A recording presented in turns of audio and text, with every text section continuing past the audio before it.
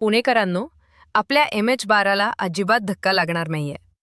MH12 नंतर नवीन MH61 code येणार अशी चर्चा होती, पण आता ती थांबलीये.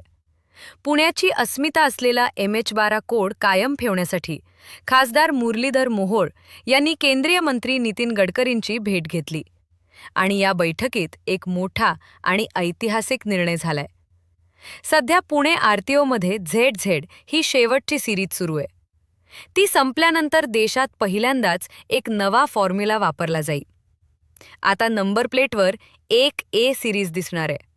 म्हणजेच तुमचा नवीन नंबर MH121A1234 असा असू शकतो. थोडक्यात काय, तर पुणेकरांचं MH12 वरचं प्रेम रस्त्यावर असंच दिमाखात धावणार.